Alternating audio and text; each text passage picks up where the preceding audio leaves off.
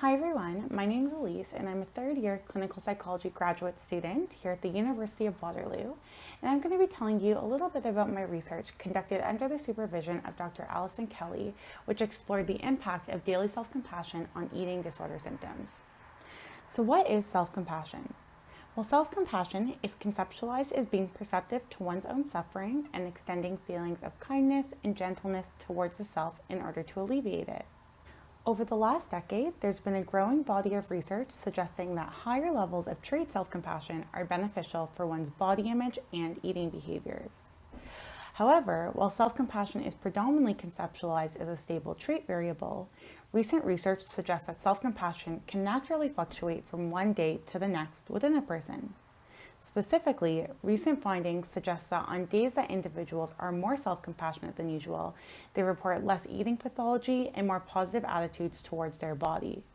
However, research has yet to explore whether these daily fluctuations in self-compassion contribute to eating pathology in individuals with bulimia nervosa, which is an eating disorder characterized by recurrent episodes of binge eating and inappropriate compensatory behaviors, such as self-induced vomiting.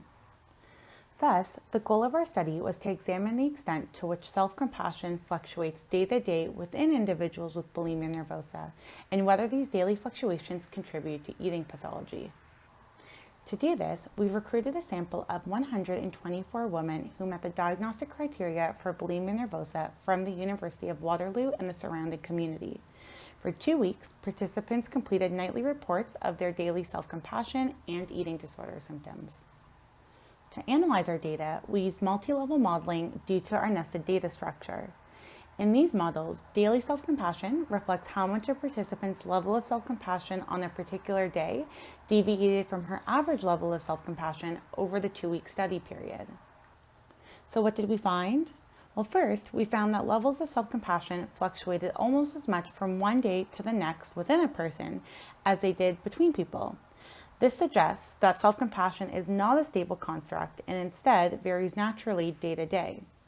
With regards to eating disorder symptoms, we found that on days that women were more self-compassionate than usual, they reported fewer eating disorder symptoms.